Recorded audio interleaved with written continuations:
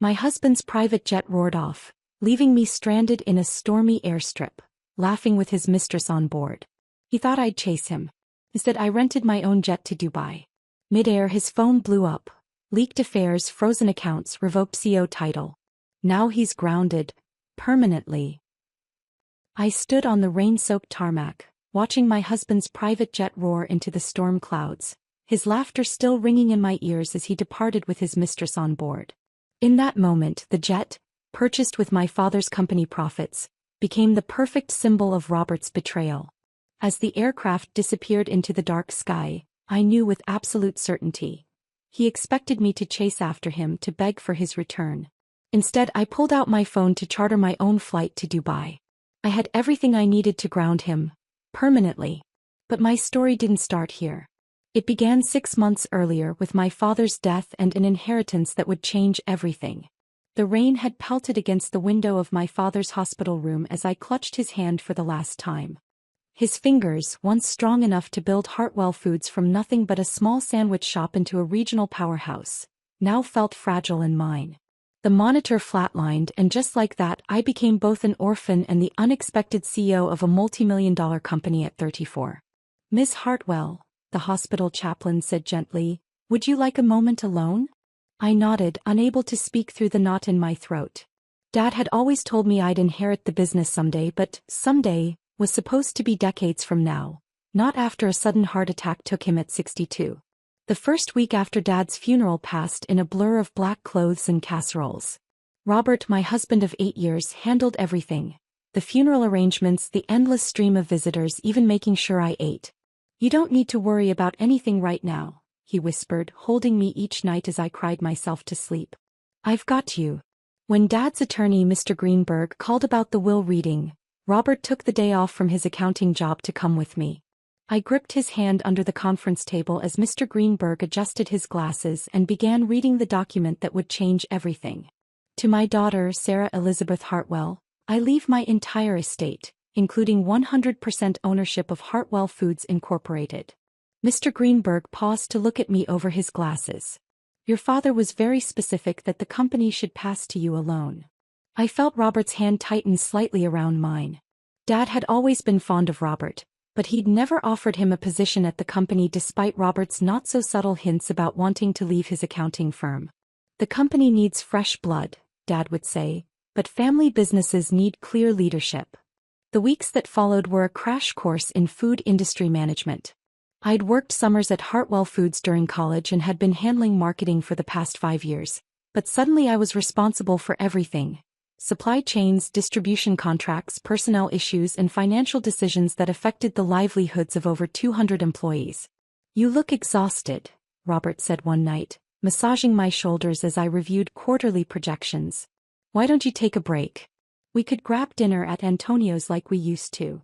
I leaned into his touch, realizing we hadn't had a proper date night in weeks. "That sounds perfect. Just give me 15 minutes to finish this email." Over candlelight and red wine, I felt like myself again for the first time since Dad died. Robert charmed me with stories from his office and made me laugh until my sides hurt. This was the man I'd fallen in love with in graduate school. Supportive, funny, and able to make me forget my worries. "Thank you," I said, reaching across the table for his hand. "For everything these past months. I couldn't have managed without you." He smiled, but something flickered in his eyes. "Happy to help. Though I wish I could do more than just be your shoulder to cry on. I've been thinking, maybe I could help with the company finances? Take some of the burden off you." I hesitated. Robert was brilliant with numbers, but Dad's warning about clear leadership echoed in my mind. "Let me think about it," I said gently. "Right now, I'm still figuring things out myself." As spring turned to summer, I slowly found my footing at Hartwell Foods. The company had been Dad's life's work, and I was determined to honor his legacy. We launched a new line of organic sauces that had been Dad's pet project before he died, and sales exceeded our projections by 30%. "We should celebrate," Robert suggested when I shared the good news. "This calls for champagne." That night, as we toasted to success, I noticed how genuinely happy Robert seemed for me. He'd been my rock throughout this transition, never complaining when I worked late or brought spreadsheets to bed. In that moment, I made a decision. Robert's 40th birthday was approaching in August and I wanted to do something meaningful. Something that showed him how much his support meant to me. After consulting with Mr. Greenberg about the legalities, I decided to gift Robert half of my shares in Hartwell Foods. "Are you certain about this, Ms. Hartwell?" Mr. Greenberg asked, peering at me with concern. "Your father was quite adamant about keeping ownership within the direct bloodline." "Dad didn't know how essential Robert would become," I insisted. "Besides, we're family too." Mr. Greenberg prepared the paperwork with reluctance, and I planned an intimate birthday dinner at home to present my gift. I spent the day cooking Robert's favorites, beef Wellington with truffle mashed potatoes and chocolate soufflé, and set the dining room table with our best china. "What's all this?" Robert asked when he came home, eyes widening at the candlelit setup. "Happy birthday," I said, kissing him. "I wanted tonight to be special." After dinner, I handed him a small box containing a vintage watch I'd found at an antique store. He admired it with appropriate enthusiasm, but I could tell he'd expected something different. That's when I pulled out the leather portfolio containing the share certificates. "There's one more thing," I said nervously. "Something to show you how much your support has meant during this difficult time." I placed the portfolio in his hands. "I want us to be partners in everything, including Dad's company." Robert opened the portfolio slowly, his expression shifting from curiosity to disbelief as he realized what he was holding. 50% of Hartwell Foods?" he whispered, looking up at me. "Sarah, are you serious?" "Completely," I smiled. "You've been my rock. I couldn't think of anyone better to share this with." He surged forward to embrace me, lifting me slightly off the ground in his enthusiasm. "You won't regret this," he promised, eyes shining with what I took for gratitude. "We're going to take Hartwell Foods to places your father never dreamed of." The change was subtle at first. Robert started coming to the office with me, sitting in on meetings, offering suggestions. The staff seemed to like him. He remembered everyone's names, brought donuts on Fridays, and stayed late to help solve problems. "Your husband's quite the charmer," Rita, my assistant who'd worked for Dad for 20 years, observed one afternoon. "He's always been good with people," I agreed, watching through my office window as Robert chatted animatedly with our sales team. Looking back, I should have noticed the warning signs. The way Robert began scheduling meetings without consulting me. How he started using "I" instead of "we" when discussing company decisions. The subtle shift in how staff increasingly went to him with questions rather than me. One evening I overheard him on the phone in his home office, door slightly ajar. "Don't worry about Sarah," he was saying in a low voice. "She's still dealing with her grief. Just send the proposal directly to me and I'll make sure it gets approved." I froze, hand raised to knock. Who was he talking to? And why would they bypass me on a proposal? Before I could process this, Robert continued, "The acquisition looks promising. With her father gone, there's nobody left who remembers the old handshake agreements. We can move forward without any complications." My chest tightened. "Acquisition? What acquisition?" I quietly backed away from the door, mind racing. That night, I lay awake beside him, wondering if I'd made a terrible mistake. Dad's voice seemed to whisper in my ear, "Family businesses need clear leadership." But Robert was family, my husband, my partner, my support system. Surely I was overthinking this. Yet as I watched him sleep peacefully beside me, I couldn't shake the feeling that something fundamental had shifted between us, like the first tremor before an earthquake that would eventually leave me stranded on that rainy airstrip, watching my husband fly away with another woman. The next morning I convinced myself I was overreacting. Robert had always been ambitious. It was one of the qualities that had attracted me to him in the first place. His drive complemented my creativity and together we made a good team. At least, that's what I told myself as I dressed for work, carefully selecting a navy pantsuit that Dad had always said gave me an air of authority. "Ready to go, babe?" Robert called from downstairs. He'd started driving us to work together, another small change that had seemed thoughtful at first. Now I wondered if it was just another way to keep tabs on my movements.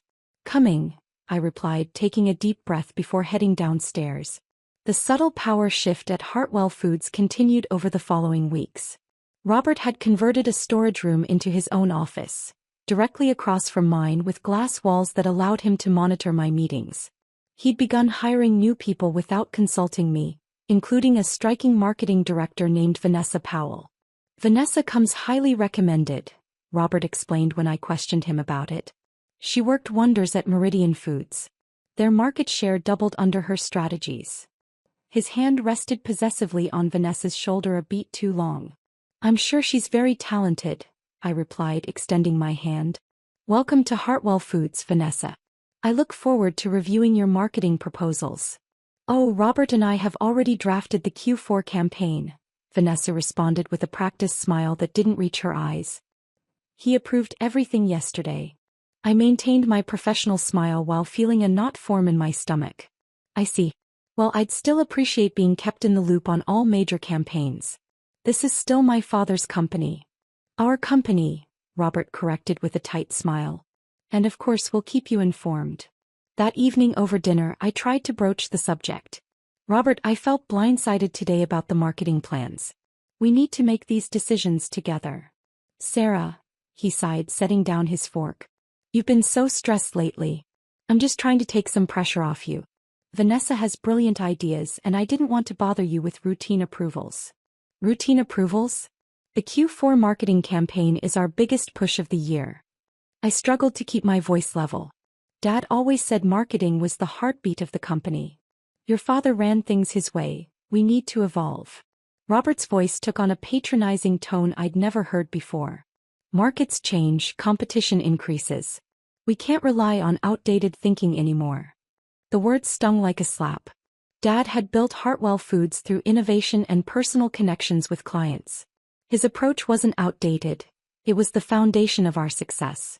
Robert must have seen the hurt in my eyes because his tone softened. I'm sorry that came out wrong. I just meant that together we can build on your father's legacy, make it even stronger. He reached for my hand. Trust me, Sarah. This is what's best for the company. I nodded, swallowing my objections. But that night I pulled out the company bylaws, reading until my eyes burned. As equal shareholders, Robert couldn't make unilateral decisions without my signature on major changes, at least in theory. In practice, he seemed to be finding ways around every safeguard. The following Tuesday I arrived at the office early to find the conference room doors closed, voices murmuring inside. Through the frosted glass I could make out Robert's silhouette alongside several board members and Vanessa. Excuse me, I said, pushing open the door. The conversation halted abruptly. What's going on? Just a quick strategy meeting, Robert explained smoothly. Didn't want to wake you this morning. You were sleeping so soundly. A strategy meeting that the CEO wasn't invited to? I asked, looking around the table. Several board members, men who'd played golf with my father for decades, couldn't meet my eyes. It was impromptu, Vanessa offered, her manicured fingers tapping a folder protectively. We were just discussing preliminary ideas for the expansion. What expansion? The words came out sharper than I intended. An uncomfortable silence settled over the room before Robert stood. Let's talk in your office, he suggested, guiding me by the elbow like a child having a tantrum. Once the door closed behind us, his friendly demeanor evaporated. You're embarrassing yourself, Sarah, he hissed. These people need to see strong leadership, not emotional outbursts. Emotional? You're holding secret meetings about major company decisions without me. It wasn't secret. It was preliminary. We're exploring acquisition opportunities in the Southwest. I was going to brief you once we had concrete numbers. That's not how this works, Robert. We make those decisions together. His expression softened, but his eyes remained cold. You're right. I apologize. I've been pushing too hard. He checked his watch. Let me make it up to you. Dinner tonight at Le Bernardin? We can talk through everything properly. I wanted to refuse, to demand answers immediately, but several employees were watching through the glass walls. Fine. Dinner. But dinner never happened. At 6:30, Robert texted that he was caught in an emergency meeting with potential investors. When I called the restaurant to cancel, they had no record of our reservation. Our wedding anniversary the following week passed without acknowledgement. Robert claimed he'd been caught up in work and promised to make it up to me. Our favorite weekend traditions, Saturday morning hikes, Sunday brunches, gradually disappeared as he scheduled business meetings or golf outings with new clients. Home became an empty shell. We occupied the same space but lived increasingly separate lives. I'd wake to find his side of the bed untouched, a text explaining he'd crashed in his office after a late night. The few times we did share dinner, his phone buzzed constantly with urgent messages he needed to address. I signed the Henderson contract today, I mentioned one evening, breaking the silence between us. It was a significant deal I'd been working on for months, one that would have made Dad proud. That's nice, Robert replied absently, thumbs flying over his phone screen. Vanessa and I closed with Westmont Foods. They're considering acquiring our new sauce line for national distribution. My fork clattered against the plate. Westmont Foods. They're our biggest competitor. Robert finally looked up. Not anymore. Now they're our biggest opportunity for growth. Dad would never have partnered with Westmont. They undercut small businesses and use inferior ingredients. Your father isn't running this company anymore, Robert snapped. The silence that followed was deafening. In that moment, I saw Robert clearly for the first time since Dad died. A stranger wearing my husband's face. Later that week, I was searching for a missing contract in Robert's office when I found a hotel receipt tucked in his desk drawer. 4 nights at the Grand Hyatt. During the week he claimed to be at a food industry conference in Chicago. The guest name listed, Robert Hartwell and Vanessa Powell. My legs gave out and I sank into his chair, the paper trembling in my hand. A text notification lit up his desktop computer screen. Can't wait for tonight. V. That evening I watched him pack his overnight bag. Another late meeting? I asked, my voice unnaturally calm. Strategy session for the Westmont deal, he replied without looking up. Don't wait up. I nodded, retreating to our bedroom where I curled up on Dad's old armchair, the one piece of furniture I'd insisted on keeping after he died. Wrapped in the familiar smell of worn leather, I finally acknowledged what I'd been denying for months. The company Dad built was slipping through my fingers, along with my marriage. And the worst part was that I had handed Robert the tools to dismantle both. Morning came with a decision.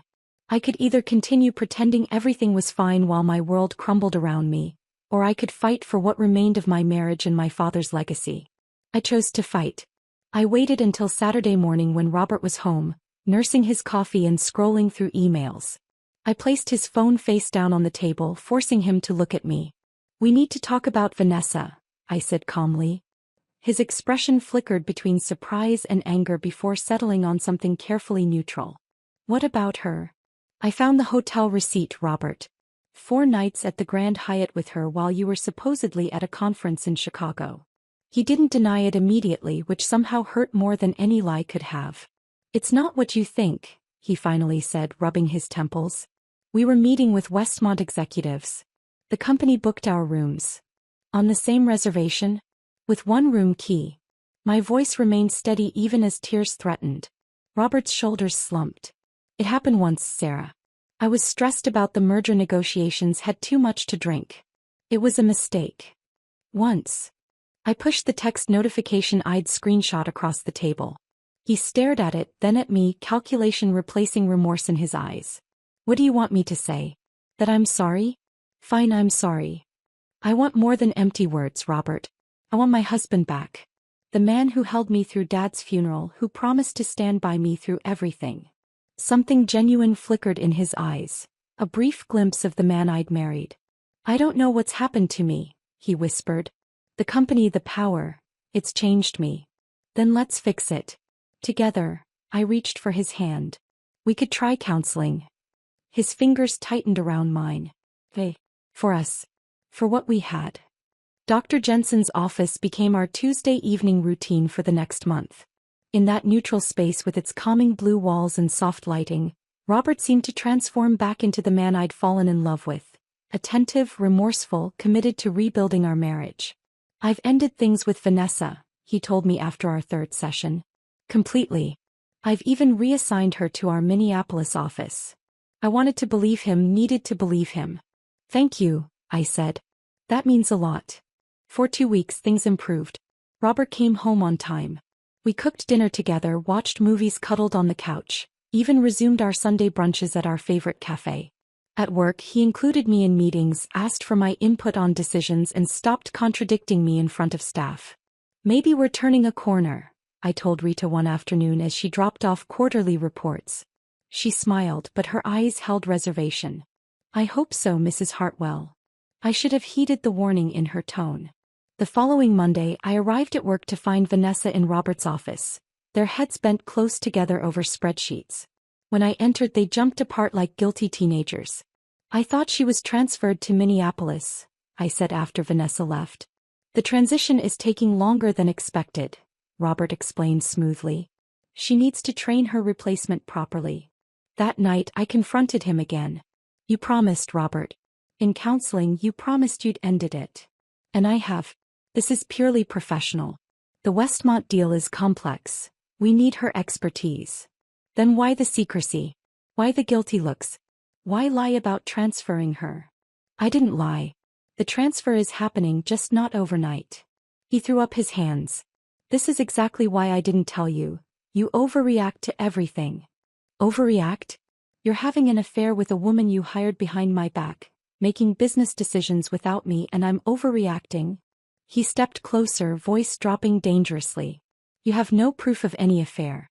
And if I've taken control of some decisions, it's because someone needs to think about the business instead of clinging to Daddy's outdated methods. The cruelty of his words left me speechless. This wasn't the man who'd held me while I grieved. This was someone else entirely, someone cold and calculating who saw my pain as weakness. Despite everything, I couldn't give up. 8 years of marriage, the memory of what we once had, the dream of what we could be again. It all kept me fighting. We returned to Dr. Jensen, where Robert once again transformed into the contrite husband. I said terrible things, he admitted in session. Sarah's father was a brilliant businessman, and I was wrong to dismiss his legacy. Dr. Jensen nodded. Robert, can you understand why Sarah might find it difficult to trust your sincerity given the pattern of promises followed by disappointments? I do, he said, looking directly at me. And I want to prove myself. What if we plan something special for the company's anniversary next month? A celebration of your father's vision and your leadership. The gesture seemed so perfect, so thoughtful that I allowed hope to bloom again. I'd like that, I said softly. Robert threw himself into planning the company's 35th anniversary celebration. He reserved the grand ballroom at the Hilton, hired Dad's favorite jazz quartet, and ordered a cake modeled after our original storefront. Every detail showed attention and care. The night of the event, I wore a midnight blue gown that had been my mother's favorite, her pearl necklace cool against my skin. Robert complimented me sincerely, his hand warm at the small of my back as we greeted employees and board members. Everything was perfect until the speeches began.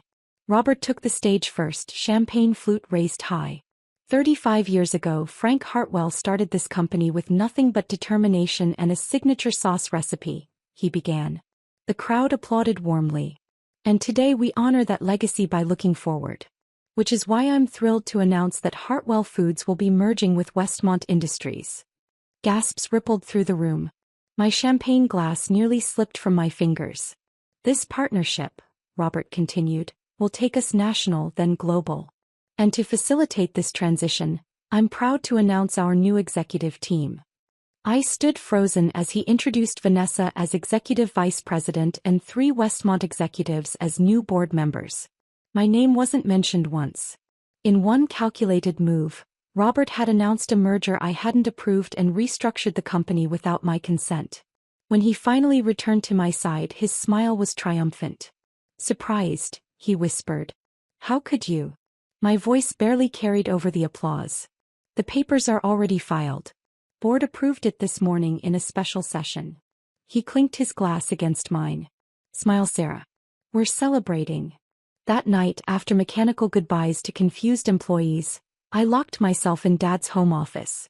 With shaking hands, I logged into the company's financial system, accessing reports Robert thought I never reviewed.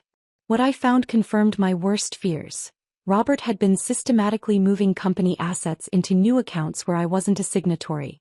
Small transfers at first, growing bolder over time.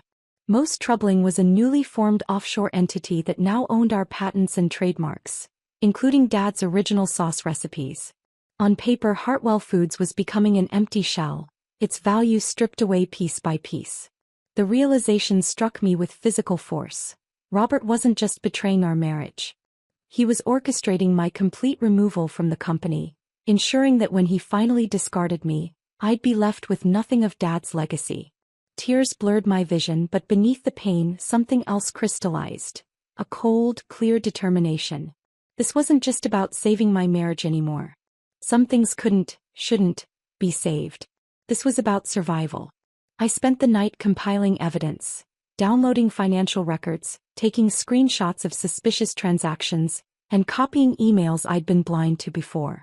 By dawn, I had assembled enough evidence to show that Robert had been systematically looting the company.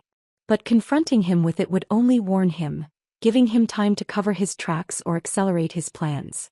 I needed legal advice, but I couldn't risk using our family attorney who had clearly sided with Robert during the merger announcement. I remembered Elena Vasquez, a fierce corporate lawyer Mom had befriended years ago. I made an appointment for later that week, careful to use my personal email rather than my company account. Meanwhile, Robert seemed energized by his public coup at the anniversary party. He whistled around the house, treated me with exaggerated courtesy, and even brought home flowers one evening. "We should take a trip," he announced over dinner 3 days after the party. "Just the two of us." Goodbye. "The Westmont team is hosting a global food expo there next week, but we could extend it, make it a second honeymoon of sorts." I almost choked on my wine. Dubai? Now. Think about it. 5-star hotels, private beaches, shopping. You've always wanted to see the Burj Khalifa. His smile didn't reach his eyes. Plus, it would show a united front to our new partners. My mind raced. Was this an olive branch or something more sinister? The timing was suspicious, coming right when I discovered the financial irregularities. Then again, Dubai would give me access to Robert's new business partners. I could gather more information, maybe even evidence of his schemes. "That sounds nice," I said carefully. "When would we leave?" "Friday morning. The company jet will take us to the private airstrip outside the city, then straight to Dubai." He reached for my hand. "I know things have been strained. This could be good for us." I smiled and squeezed his hand, while my mind calculated frantically. This accelerated my timeline. I needed to see Elena immediately. "I'd like that," I lied. The next morning I claimed a dentist appointment and slipped away to meet Elena at her downtown office. Her handshake was firm, her eyes sharp as she reviewed the documents I'd brought. "This is textbook corporate theft," she said finally, removing her reading glasses. "He's systematically stripping assets while positioning for a full takeover. The merger announcement without proper shareholder approval, meaning you, is particularly telling." "What can I do?" I asked. "Your father built in some protections when he established the company. Equal shares don't necessarily mean equal power." She tapped a clause in the original incorporation papers. "There's a moral conduct provision here. With evidence of financial impropriety, you could potentially trigger a review that would return full control to you." "How quickly could that happen?" "If we file emergency motions, days, maybe a week." She frowned. "Why?" "We're leaving for Dubai on Friday. A second honeymoon he suddenly planned after I started looking into the company finances." Elena's expression darkened. "That timing concerns me. Is there any way you can delay the trip? If I refuse to go, he'll know something's wrong.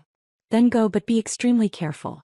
Keep gathering evidence, but don't confront him until we have everything filed and ready.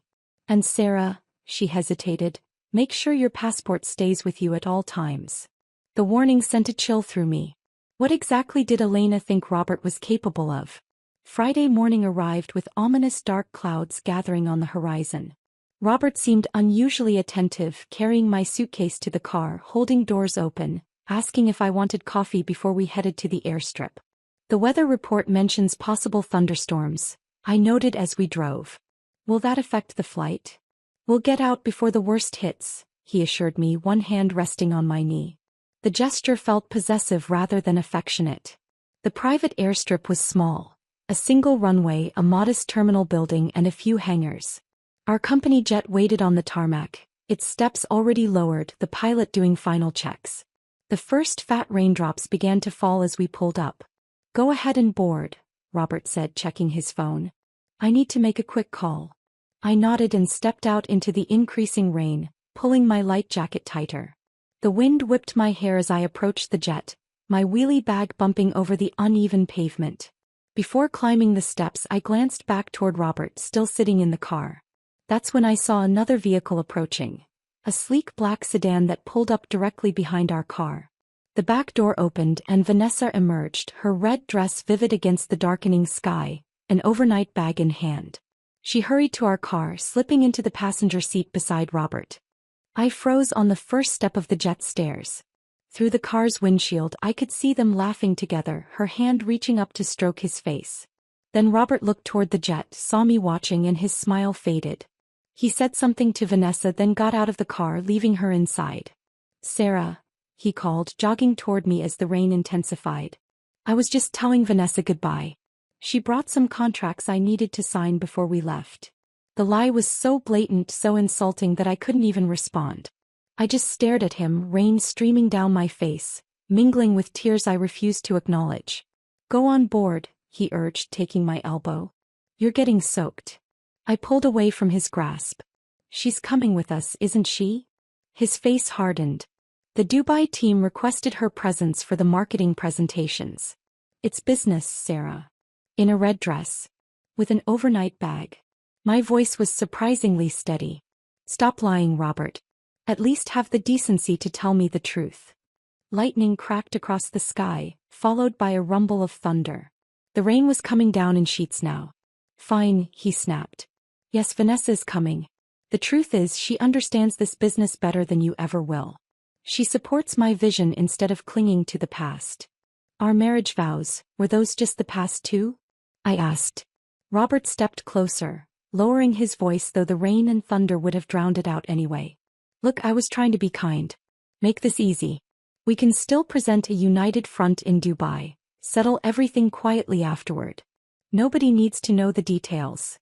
You're asking me to fly across the world and pretend my marriage isn't over while you carry on with your mistress down the hall?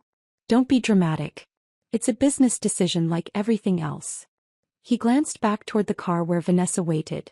"You can either get on that plane and maintain some dignity, or you can throw a fit and confirm what everyone already thinks, that you're too emotional for business."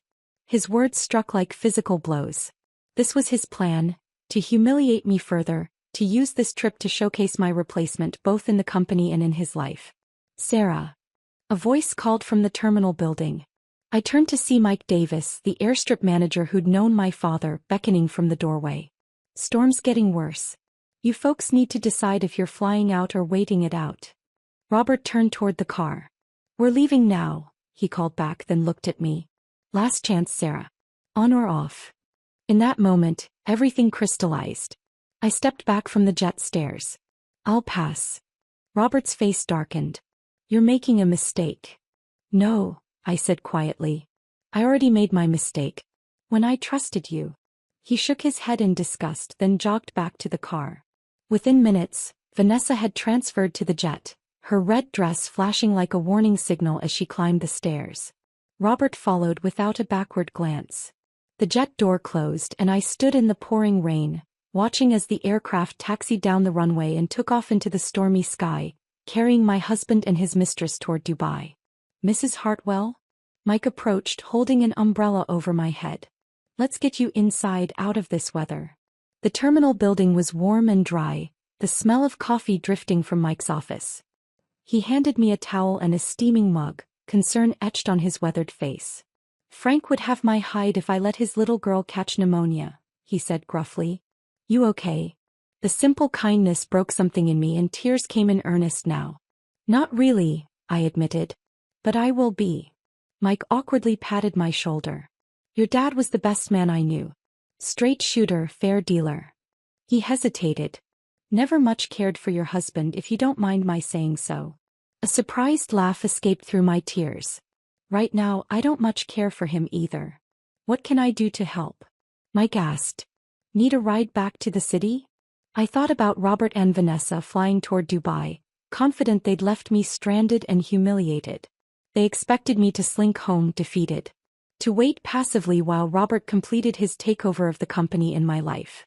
"Actually," I said slowly, an idea forming, "do you know anyone who could arrange a private charter? I need to get to Dubai." Mike's eyebrows rose, but he nodded. "I've got connections at Regional Express. They've got a Gulfstream that could make that trip." He studied my face. This about getting even? No, I said, pulling out my phone.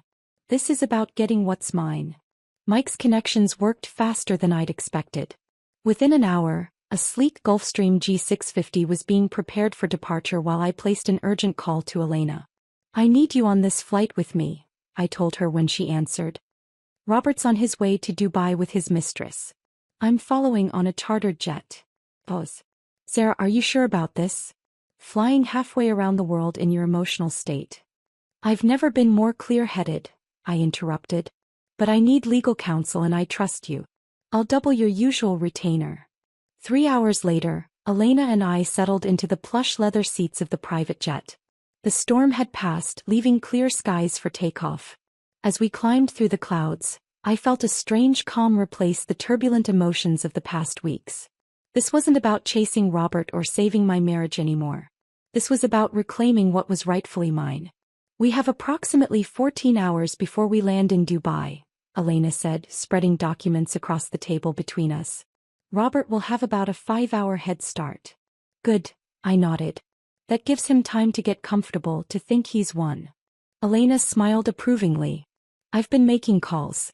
Judge Winters, she played golf with your father, has agreed to review our emergency motion immediately. If she agrees, and I believe she will, you'll have temporary controlling interest in Hartwell Foods by the time we land. What about the offshore accounts? I asked. The trademarks he transferred? That's where this gets interesting. Elena pulled out her laptop. Your father was more careful than Robert realized. The operating agreement has a provision that any IP transfer requires approval from all original shareholders or their direct heirs. Since you inherited directly from your father, and these transfers happened after his death without your explicit consent, they're invalid, I finished, a spark of hope igniting. Potentially. But we need evidence that you didn't approve them. I pointed to my carry-on. I've downloaded every email, every document I've signed since Dad died. Nothing about IP transfers. For the next 3 hours we combed through paperwork, building our case piece by piece. Elena drafted legal motions while I compiled a chronology of Robert's deceptions. The pattern was damning. Each step calculated to marginalize me while he consolidated power. There's one more thing we should address, Elena said as we prepared to submit the emergency filing electronically. Your marriage. My hand paused over the keyboard. Despite everything, a pang of grief hit me. What about it? From a strategic standpoint, you should consider filing for divorce immediately. It strengthens your position regarding company control and prevents Robert from claiming marital assets if the court rules in your favor. The word divorce hung in the air. 8 years of marriage, ending with a legal document filed from 40,000 feet above the Atlantic. Yet the decision felt surprisingly easy. Draft the papers, I said quietly. He made his choice at that airstrip. With our legal documents filed, Elena suggested I rest, but sleep was impossible. Instead, I began the next phase of our plan, gathering evidence of Robert's affair for potential breach of the moral conduct provision. I'd already saved screenshots of text messages glimpsed on his phone and photos taken at company events that showed his inappropriate closeness with Vanessa.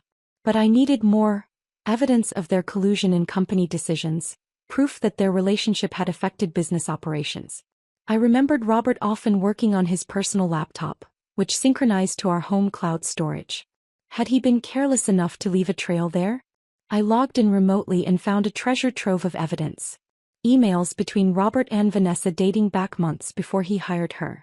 Budget reallocations diverting funds from my marketing department to projects they controlled.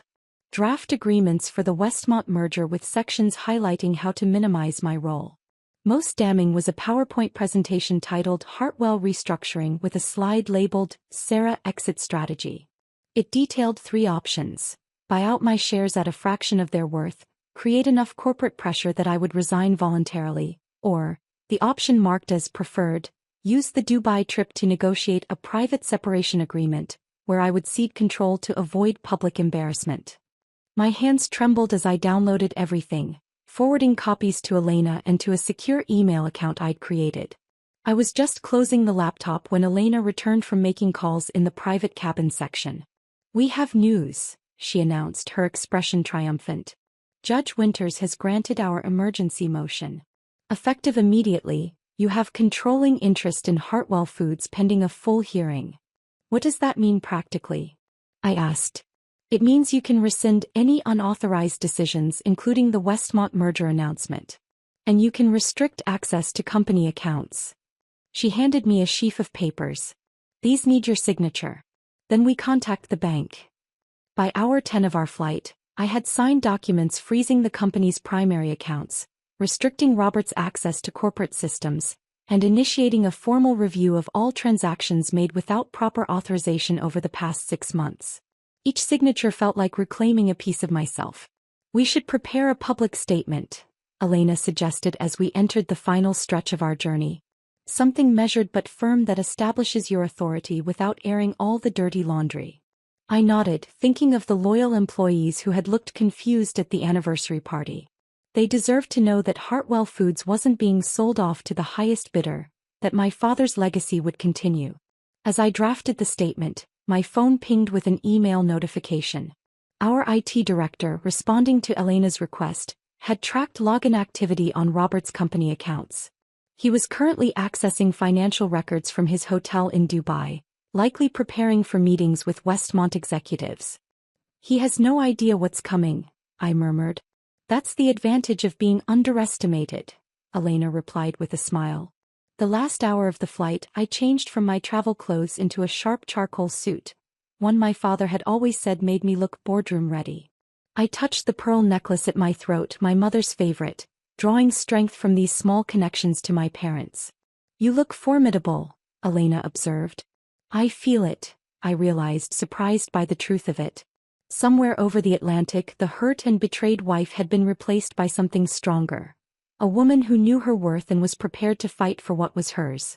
As we began our descent into Dubai, I made one final call, to Rita, my assistant, who had been quietly gathering information at my request. Everything's set, she confirmed. Security has been notified about restricted access to the systems. The board members will receive your statement at exactly 9 a.m. Dubai time. And I've contacted the conference organizers. They're adjusting the speaker schedule as you requested. Thank you, Rita. I couldn't have done this without you. Your father would be proud, she said softly before hanging up. The Dubai skyline appeared through the window, the Burj Khalifa towering over the desert city. Robert had been right about one thing. I had always wanted to see it. Just not like this, not under these circumstances. Or perhaps exactly like this, on my terms, with my dignity intact, ready to take back what was mine. As the wheels touched down, my phone lit up with a text from the Hartwell Foods security team. Robert's access credentials had just been declined at the Westmont preliminary meeting. Soon his banking apps would show frozen accounts. His corporate email would display a lockout message. And waiting in his hotel room inbox would be my statement announcing the immediate termination of merger talks with Westmont and the review of all unauthorized transfers under his brief tenure. I smiled as I imagined his face when he realized what had happened, that I wasn't chasing after him begging for reconciliation. That while he'd been flying to Dubai believing he'd won, I had been executing the checkmate move. Ready? Elena asked as the jet came to a stop. I took a deep breath, feeling a new sense of purpose settle over me. Absolutely. The cabin door opened onto the bright Dubai morning, and I stepped out into the sunshine, leaving behind the shadow of a marriage that had turned toxic. Ahead lay challenge and uncertainty, but also freedom. I was no longer fighting to save what had been lost. I was moving forward, reclaiming what was mine, and building something new from the solid foundation my father had created. For the first time in months, I felt like Frank Hartwell's daughter again. The lobby of the Grand Hyatt Dubai buzzed with activity as I strode through the gleaming marble entrance. The confidence in my step was new, a physical manifestation of the woman I'd become during that 14-hour flight. Elena walked beside me, legal documents tucked into her sleek briefcase, her presence both reassuring and formidable. Mr. and Mrs. Hartwell are in the Westmont meeting in the Al Manzil conference room, the concierge informed us after a quick call. Shall I announce you? No, I replied with a small smile. I'd prefer to surprise my husband. We took the elevator to the 3rd floor, the soft ping at each level matching the steady rhythm of my heartbeat. Not racing with anxiety as it would have days ago, but strong and measured, ready for confrontation. Outside the conference room, I paused to straighten my jacket and touch my mother's pearls once more. Through the frosted glass doors I could make out several figures seated around a long table. Robert's voice carried clearly, confident, almost gloating as he detailed plans for Hartwell Foods' future. With the new distribution channels Westmont provides, we'll phase out the smaller product lines by next quarter. The original recipes can be modernized to appeal to broader markets.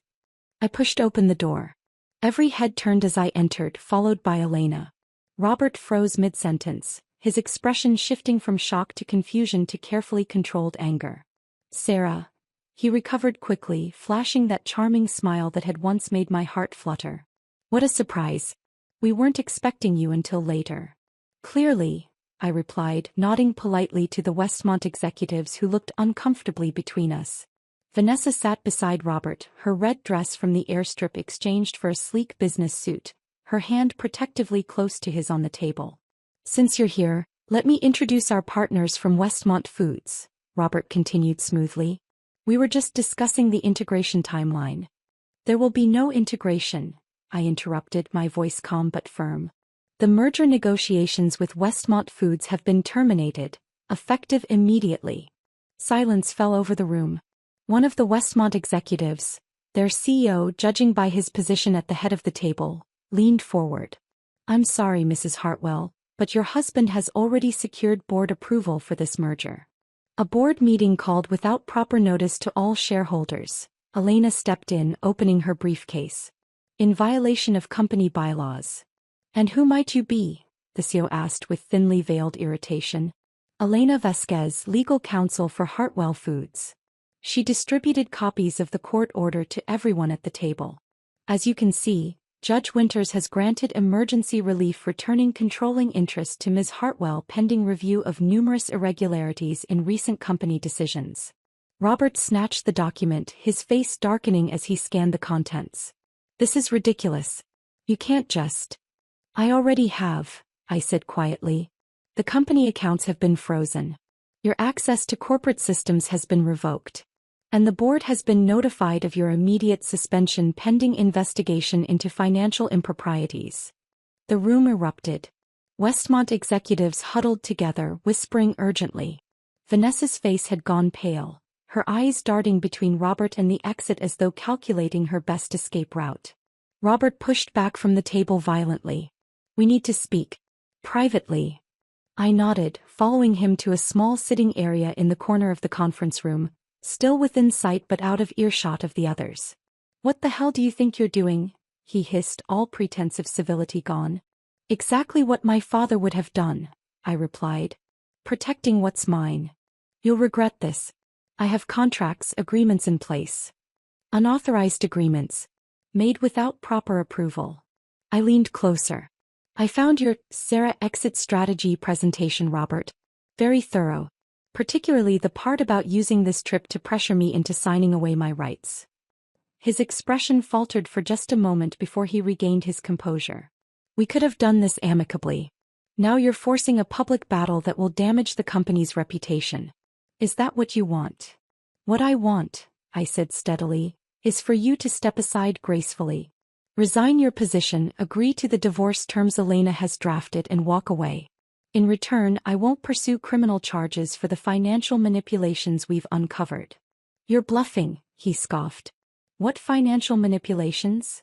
I pulled out my phone, scrolling through the evidence I'd compiled.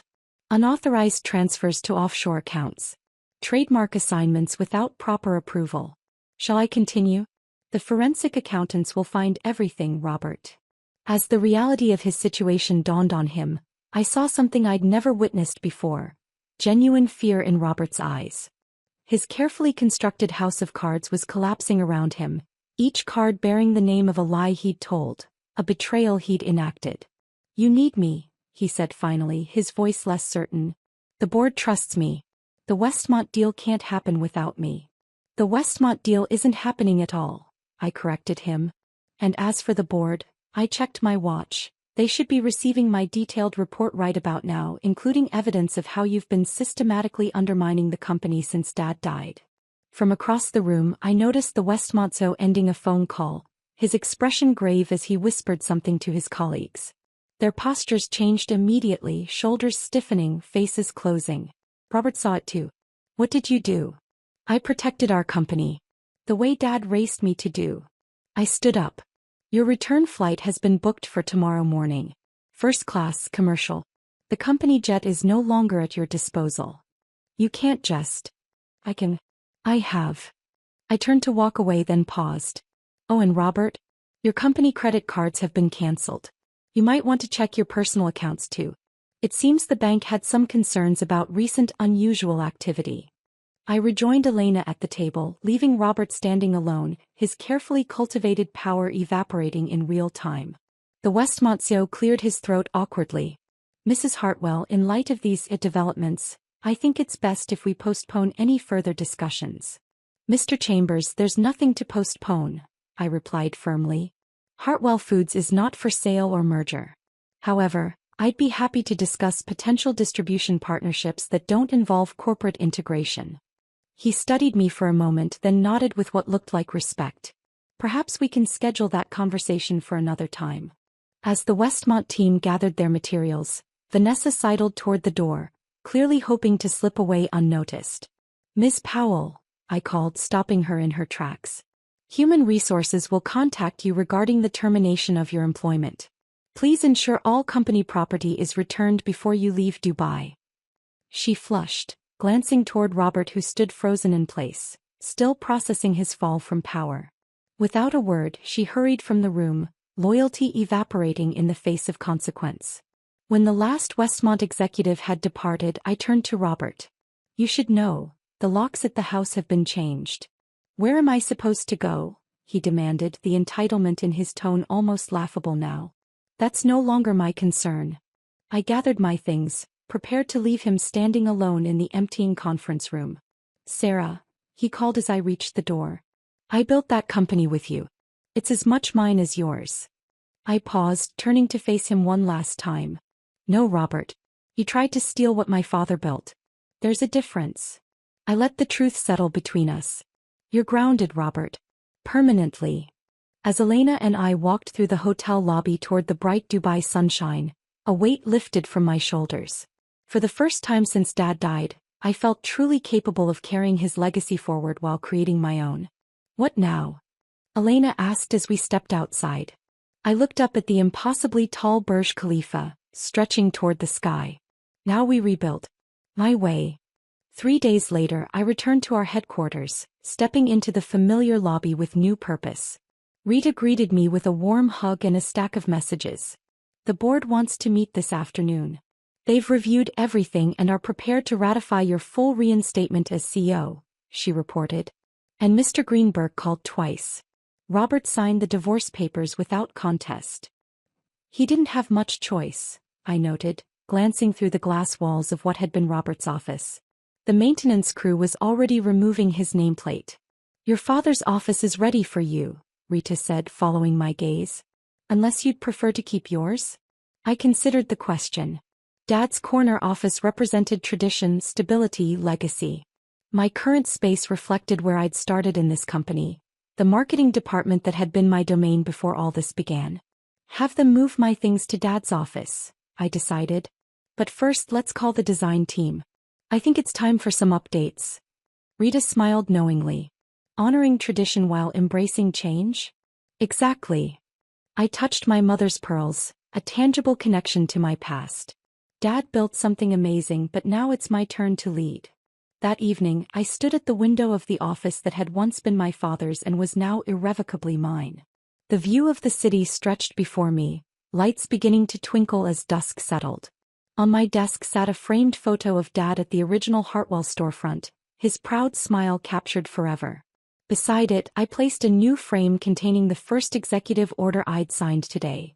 The reinstatement of Dad's original sauce recipe with my own subtle enhancement, a blend of traditional and new that represented everything Hartwell Foods would become under my leadership. "Well, Dad," I whispered to the empty room, "I almost lost it all. But I think you'd be proud of how I got it back." The company phone rang and I answered with my new greeting, "Sarah Hartwell, CEO of Hartwell Foods." How may I help you? The storm had passed, and I was finally flying on my own.